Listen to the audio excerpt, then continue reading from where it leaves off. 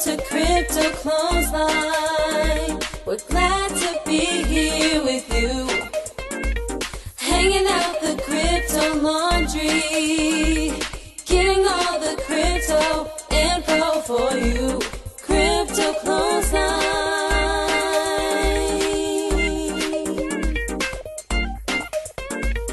Crypto Clothesline.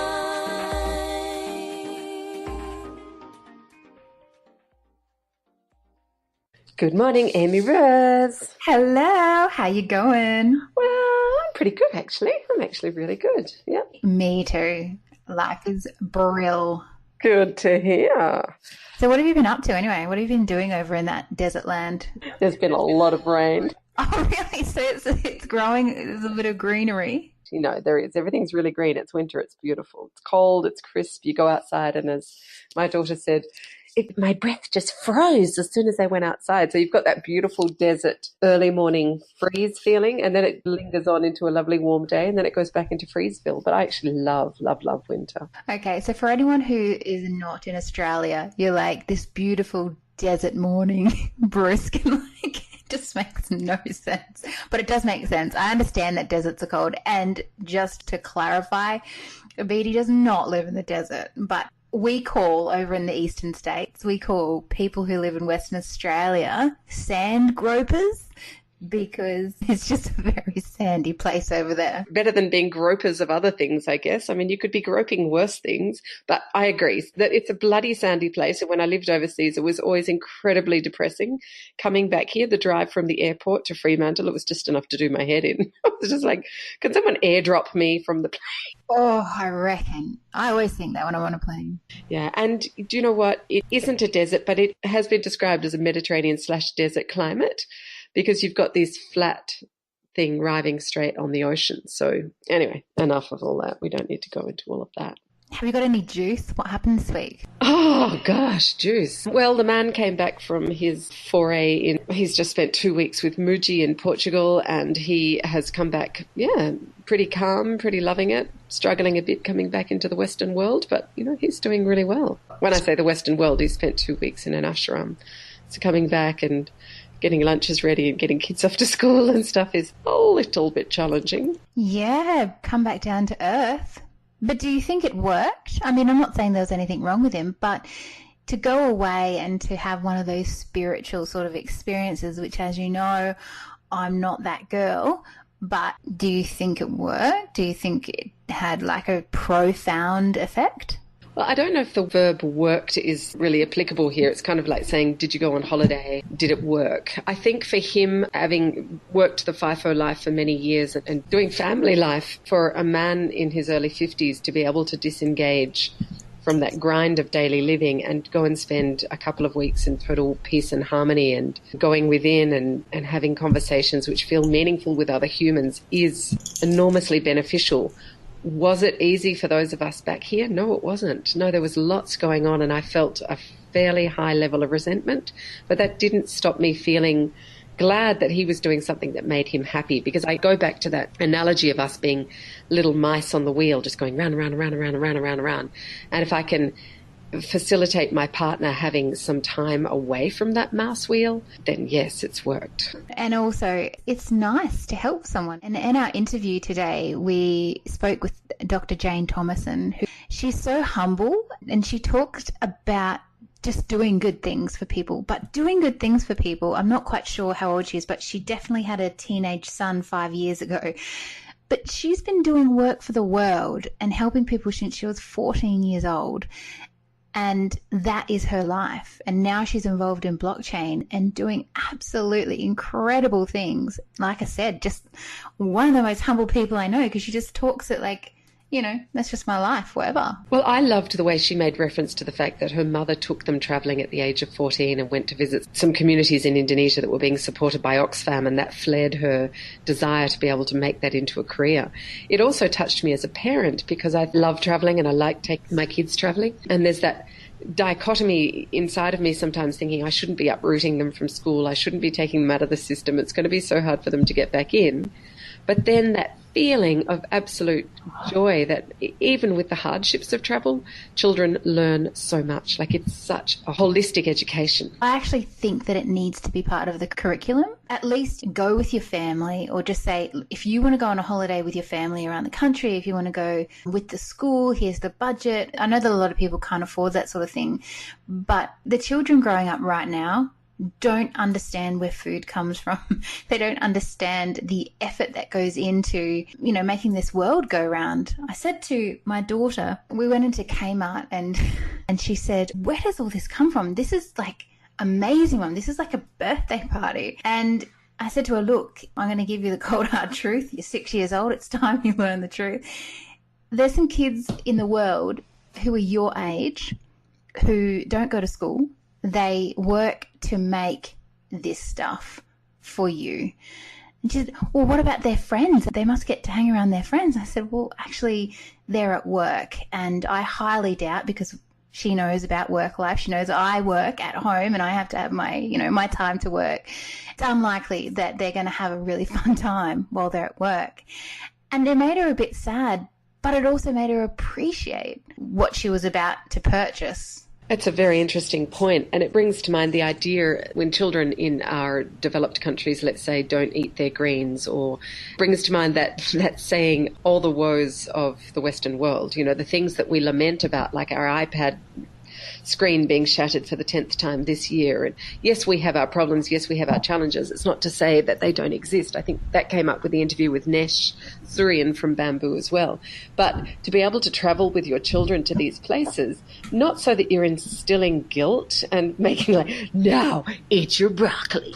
It's not about that, but it's about bringing the awareness that kids or adults, humans, live in different conditions all over the world. And this sort of little tiny sphere that you live in, called home, school, community, friends, this isn't it. This isn't what the whole and the rest of the world is like. And I think that's such an important part of what I mentioned before about that holistic education, that holistic embodied experience, not just reading it on the net or in a book or flicking through a magazine like a National Geographic, which are all fantastic resources, but actually being able to visit and experience firsthand, playing with kids on the street in India or whatever it could be. So I'm super excited to get my kids out onto more of those kinds of voyages. Let's have a listen to this interview. Sweet. We've got Dr. Jane Thomason here with us today. She's doing some awesome work with blockchain and changing the world as we know it. And she's written some articles as well that we're going to talk about with regards to blockchain and HIV. Thank you so much, Jane, for joining us. It's my pleasure. Great to talk to you. Welcome onto the Crypto Clothesline. Love the Crypto Clothesline. Thank you. Thank you. Please spread it far and wide. We're going to be doing your laundry today. We're going to help you fold it, dirty laundry. And there's no money laundering. Somebody made a reference to that. And I'm like, where do people's brains go, really? So, Jane, could you tell us a little bit about your history and the point to which you came into blockchain technology? Yeah, coming into blockchain technology was pretty recent, actually, about 2.5 years ago. Up until then, really, for all of my life, I've been working in international development. When I was 14 years old, my mother took us on an Oxfam Community Aid Abroad study tour to Indonesia. And we went around all their projects.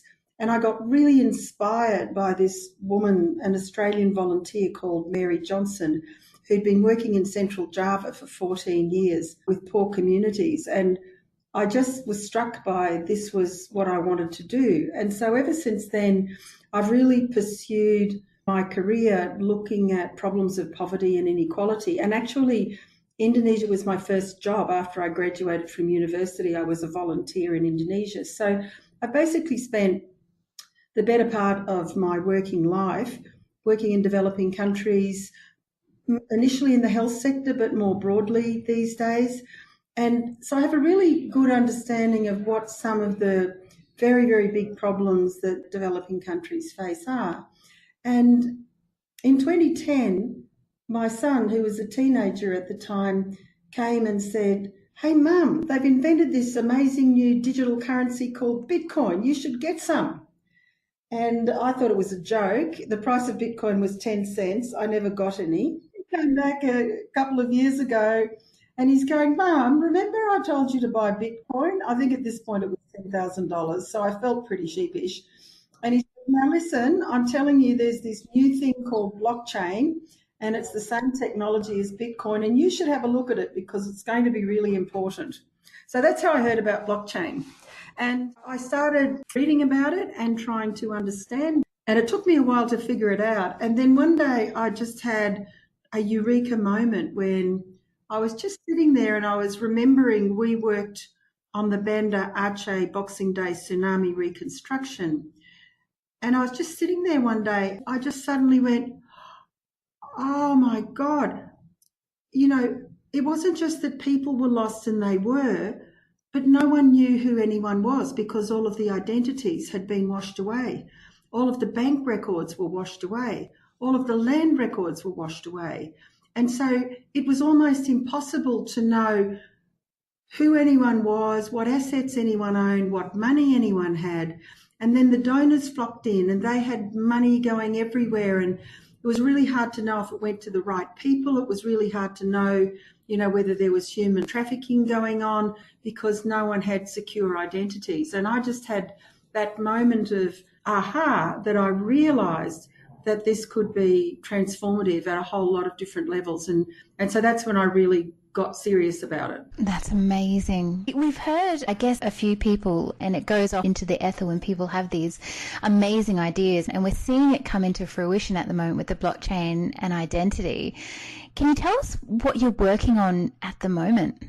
Yes, so I'm helping quite a few startups at the moment with different projects that I think are important. My favourite, I have to say, is the ID box, which is the proof of concept that we've developed with the winner of London Blockchain Hackathon 2017, a French developer called Julien Bouteloup.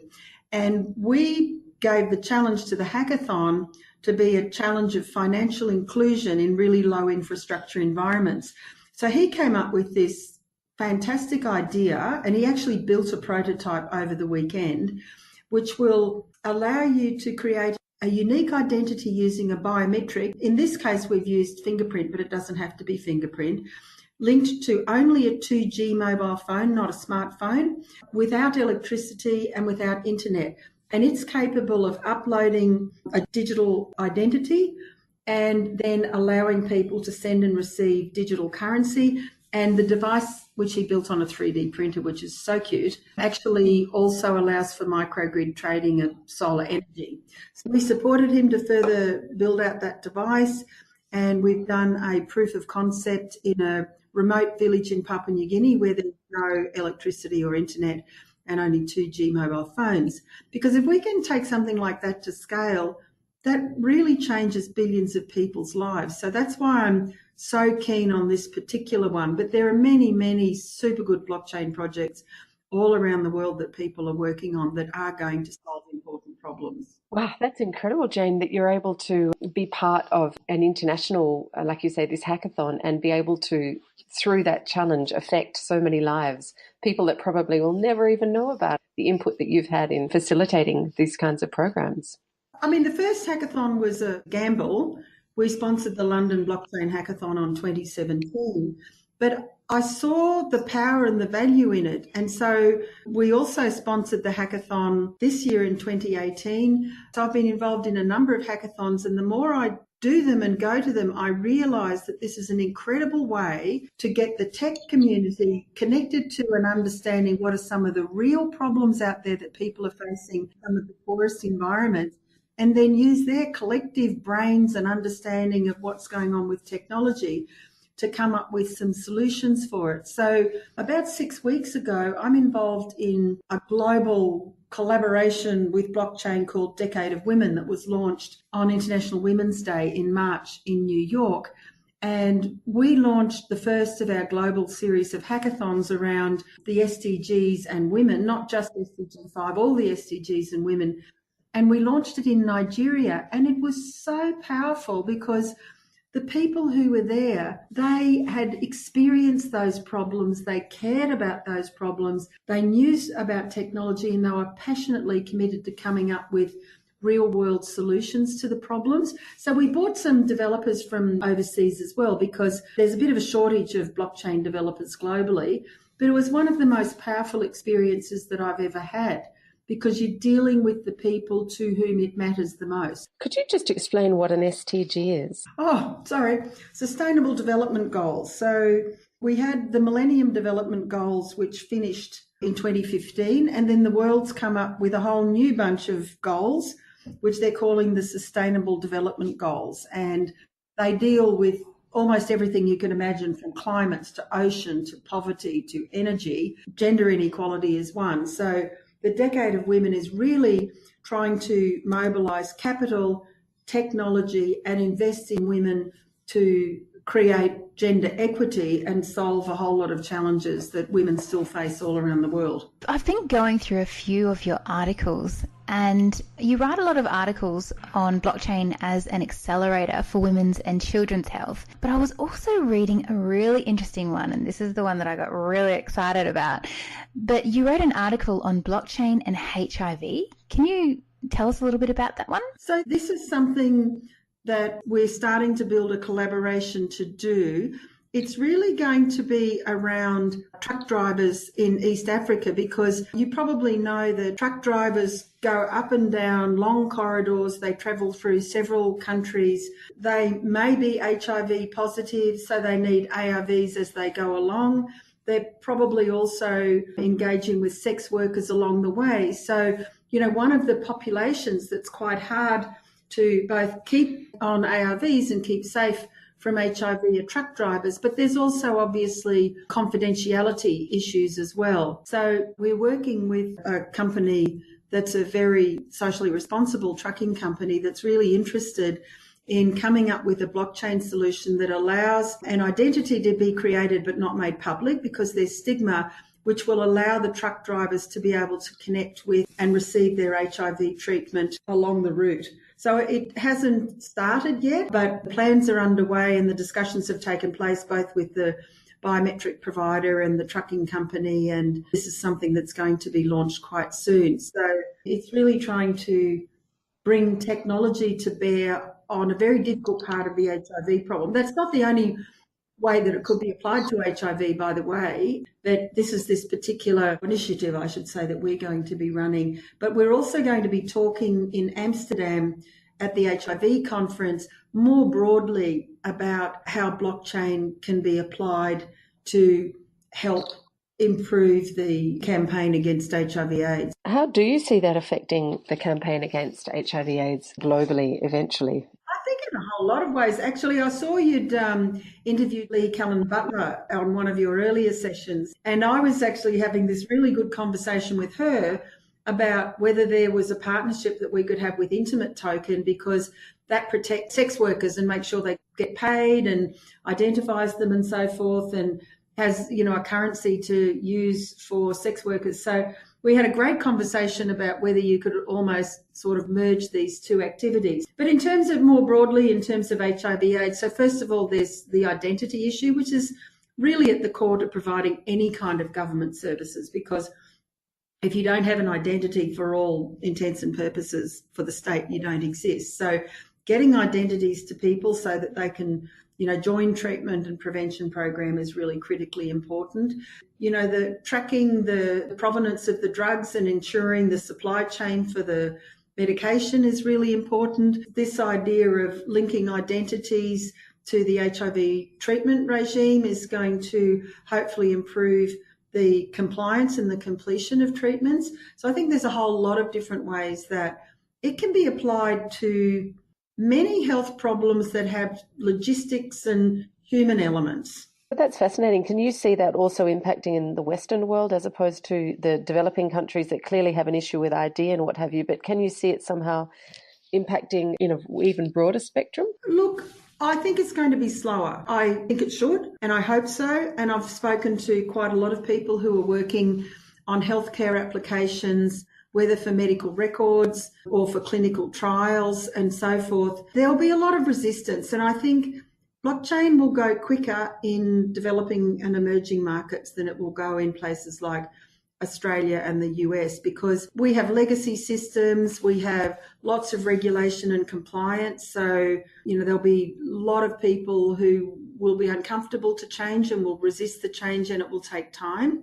So I think what we'll see is much faster movement in emerging economies. So, for example, just 2 weeks ago, Bermuda was the first country in the world to pass comprehensive cryptocurrency regulations, and Mauritius will probably be the next one.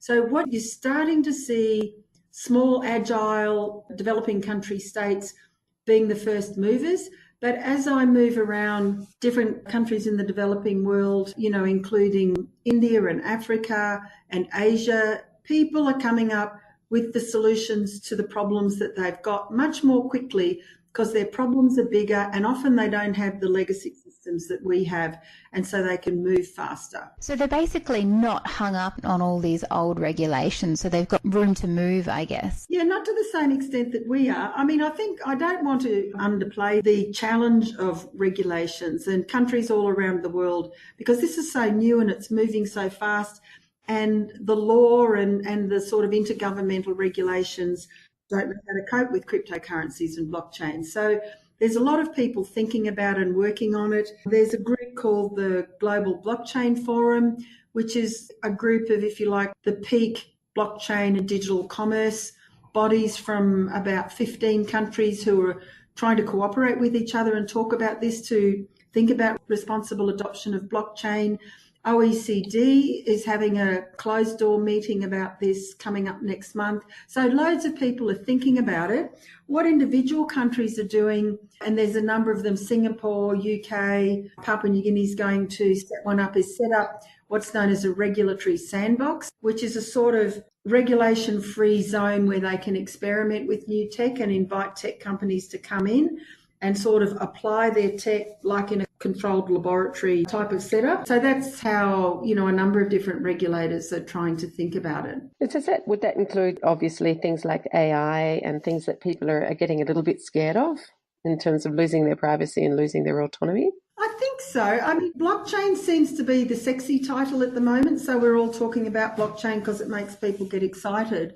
But I think that it's a whole batch of frontier technologies, and it will be, blockchain and AI, or blockchain and IoT, or a combination of the above. So I think we're just seeing an absolute wave of technologies all moving and changing incredibly fast, and it's hard to keep up with, and it's going to impact on our lives. And what I'm trying to advocate is that we think about it and we shape it so it impacts in a really good way. So just a small example, I'm in Canberra.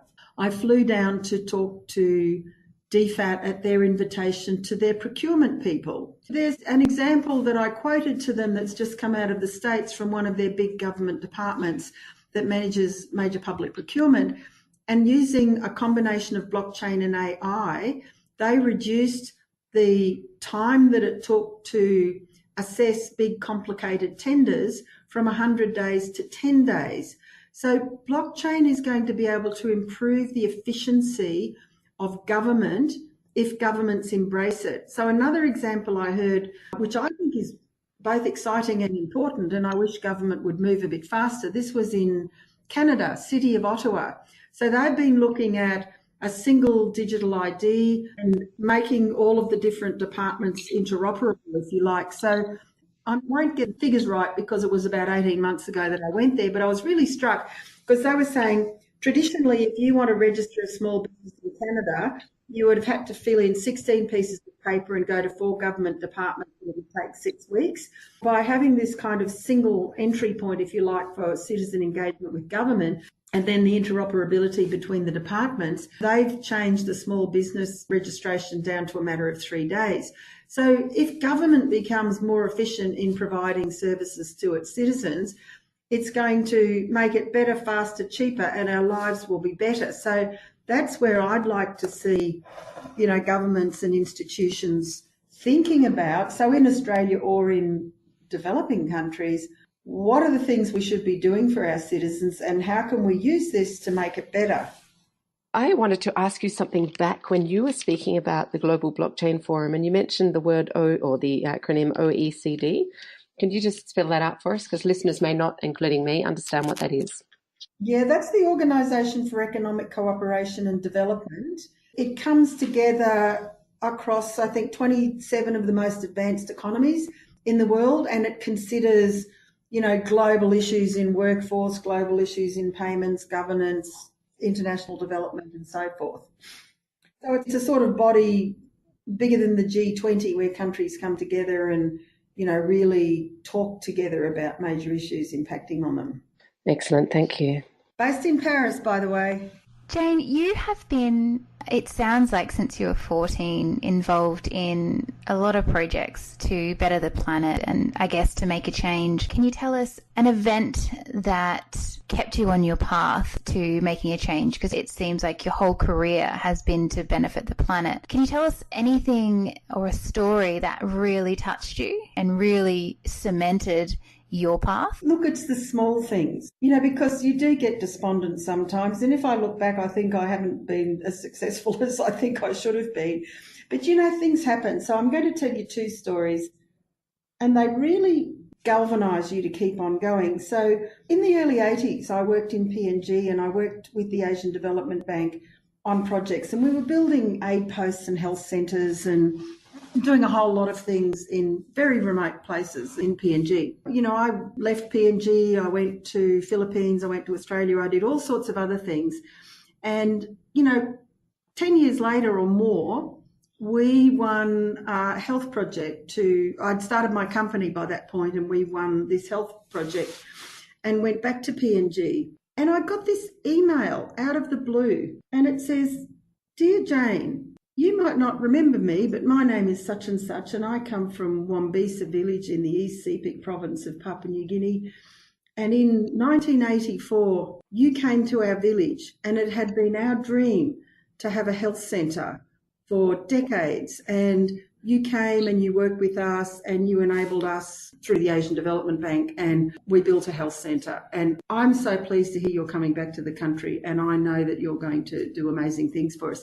So it's sort of like that, I could barely even remember the name of the village, and so many things had happened to me since then. But to know that something that I was involved in had had such a big impact on a community was just like really inspiring, because you go, we don't think about that. We don't think about the impact of what we do and how it can touch people's lives in such major ways. That was kind of huge, just in terms of feeling like, all of these things, I feel like I've just been working for 20 years and nothing happened.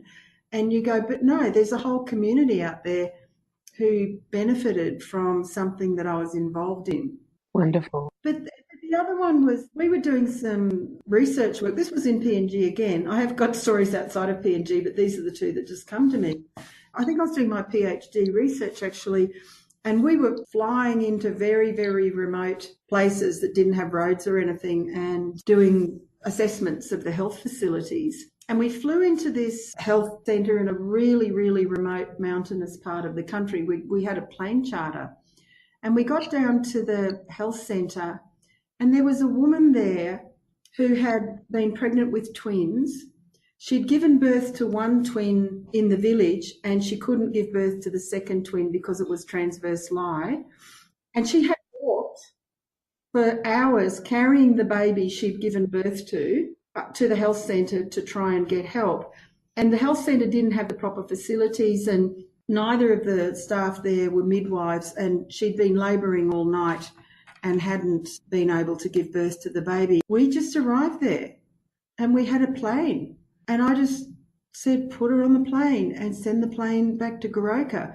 And so that's what happened. We stayed, the plane went back, took her to Goroka, she got to the hospital, she had a cesarean, she had a safe birth, and the plane came back and got us. It's that, between life and death was us by chance happening to turn up that day. Oh, wow. And we forget, because we don't live in places where people don't have services and where people die of preventable causes. So we don't think about that very often. So to have been able to, by an action, save a mother and a baby's life was a big thing, but it also just really makes you realise how tough people's lives are and how much more there is that we can and should do, because these are deaths from preventable causes. It's such an interesting thing. As a kid, I went to PNG. My brother was working at the bank there, and I spent our summer holidays there, which was, from an anthropological perspective, absolutely fabulous. Like looking at how, the people that were living in our yard lived and how they would make a circle and chat and pick out the knits from each other's hair. And it was super fascinating as a 10-year-old. I loved it. But I also wondered about the impact of, that whole colonialism and the impact of the white people going into those communities, creating banks, and it's always been a question in my mind about how much we should be going in and creating those systems that are working in developing countries in non-developing countries. But hearing that story there, it's really inspiring. Yeah, look, I don't know the answer to that, but I think the answer is you can't stop progress. The world's moving ahead faster than any of us can probably cope. PNG is an interesting country because it sort of leapfrogged from the Stone Age into the 20th century really quickly without going through a lot of the stages. Whether our and other colonial interventions and religious interventions have been good or bad, that's not something that I'm able to assess. My own approach is not to judge too much, but just to try and understand, to see what's there and to see if there's any way that we can make it better, but in the ways that the people determine want it to be made better. I do think different administrations over the years have come and tried to exert our system or our ways of doing things. And there's a reality, which is people have their own cultures, they have their own traditions, and they might want to integrate some of the things that we know that will benefit them, but they'll have to integrate it within a system that's appropriate to their cultural context. That makes perfect sense. Well, I'm so glad that you are involved in blockchain technology, because there's a lot of projects going on at the moment that are, creating crypto kitties and things that aren't really going to revolutionize anything. I'm so glad to have you on the show. It's really beautiful what you're doing. Well, thank you. I just think, look, I do believe that if we embrace it and shape it, technology can really make a lot of positive change. But I believe it means we've got to be proactive in helping people think about and understand how it can do that, because I think there's a lot of ignorance about blockchain and the new technologies. There's a lot of fear around about blockchain and the new technologies. And there is also this somewhat sort of crazy, unsavory ICO crypto bubble that's going on that is what people see. And I think it's important to help them understand that's one application for blockchain, but there's a whole lot of other ones that are going to be able to really improve people's lives and improve the way that the government delivers services and economic benefits to its populations all around the world. That's largely why we created the Clothesline, because we wanted to be able to communicate, and we're learning ourselves as we go. It's a vertical learning curve, but all the applications outside of crypto, because crypto is the big shiny object that either people love or they hate, it seems. There's all these sort of polemic approaches to it, but there are so many other things, and so many women in particular that are doing these incredible jobs quietly almost and behind the scenes. If you want me to recommend people for you to talk to, I'm happy to. And for the record, I've got $1.60 in my Bitcoin wallet. Watch out. And when you mentioned your son and the 10 cents Bitcoin, apart from the fact that I have a very similar story, it wasn't my son, but it was a friend who suggested it. It wasn't quite that cheap. But even so, I was thinking, oh my gosh, if I just bought $10 worth, that brings to mind that saying, oh, from the mouths of babes.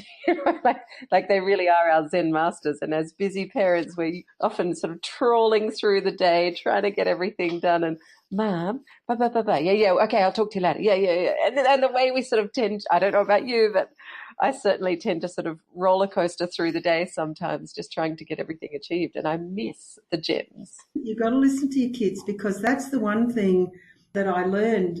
They are the ones who know how the future is going to evolve, not us. And this is probably one time in human history more than ever that we have to have the young people and the older established people learning to understand each other and to communicate, because they know how the future can be shaped. We have the kind of experience of how it's been in the past, and we have the opportunity to influence. But I mean, that's one of the most thrilling things for me, to be honest, is working with all of these young people in technology who are happy and keen to talk to me and learn from me and share their ideas. So it's just a wonderful time. So listen to your kids. And if they tell you things like my son told me, Mum, World of Warcraft is really serious and people earn money out of this. And I said, stop it and go back to your books. And then you learn that gamers earn over $1 million. And the team who did the EOS ICO, which is the biggest ICO ever done, met playing World of Warcraft. And then you go, oh, maybe I got that wrong. I defy my son to get more than half an hour on his Xbox every day. And I just want him to climb trees. And he's going, but Mum, this is where the future is. And I'm like, yes, but just, go and break a leg or something. Go and be a kid. Climb a tree. It's so hard to get them out and to get them not playing World of Warcraft. But that might be their future. They might be $1 million gamers, so you've got to think about that too. Jane, do you have a favourite quote? This is something that we ask all our guests. Not really. Oh, you should have warned me about that one because I'm not one who goes around sprouting quotes. But I think the one that comes to mind with zero preparation is be the change you want to see in the world. You want something to be done, get out there and make it happen, and you be that change. That's something that I read in one of your recent articles, and I think that's what the title was. If you want to do something, just do it. Is that something that you've recently written? Am I imagining that? Yeah, I've written that because I really believe that. I had a deeply influential experience a long time ago. I was a social worker in a haematology oncology unit for a year, and it was a very difficult experience because a lot of patients that you get to know very well die. And so you get to know what matters when people are dying. And most of the things that we worry about on a day-to-day basis don't actually matter when you're on your deathbed. It's things that you really wanted to do that you didn't do, missed opportunities, telling your estranged uncle that you loved him, all of those things, telling your family that you love them. They're the things that people care about when they're on their deathbed. And I realise that we don't know when our life is going to be over.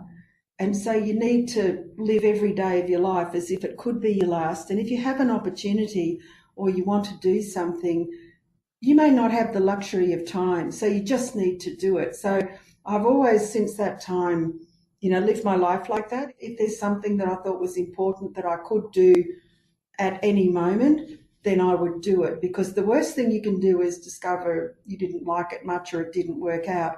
But you'd always know and you'd never be lying there wondering what would have happened if you'd done it. Oh, beautiful. Oh, I love that. And that sounds like the mantra that you live by, Jane. I mean, with everything that you've done, you've just gone out and done it. It had to be done, and I guess you wouldn't have very many regrets. No, that's Edith Piaf, Je ne regrette rien. Yeah, je ne regrette rien. My kids love to get me to sing that and sing it very poorly. That rolling R. That's on Crypto Clothesline, no regrets. Well, Jane, thank you so much for joining us today. We really appreciate your time. We know that you've got to catch a plane, am I right? Yep, that's right. Thanks for having me. I love you guys. Keep on doing it. Thanks, Jane. Oh, pleasure. And thank you for those lovely words. Okay, bye.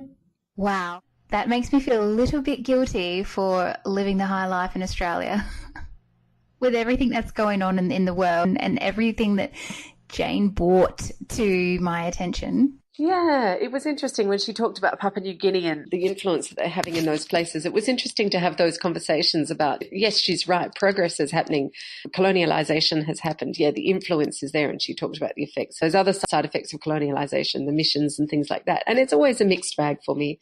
I really was deeply touched by the specific examples she was able to refer to, the way that the letter from that person saying how much she'd influenced their lives, the lady who was able to take the plane and save her baby and herself. Really beautiful, touching stories. And it reminds me of, how you hardly ever, when you donate money somewhere or you donate your time, it's not like you're doing it for the acknowledgement, but you hardly do get acknowledgement. When you flip a company $2 or something, the Cancer Foundation or whatever, but you hardly ever hear about the progress that's being made. You all have capacity to give, But at the same time, like, you don't actually have someone write to you and say, thank you very much. You know, you don't have that awareness that what you're doing is making a difference. And sometimes I feel like, because there's so many different types of people in the world and people need recognition and acknowledgement. If that was the case, like if you got more of these letters, I feel like more people would be on the same bandwagon as Jane.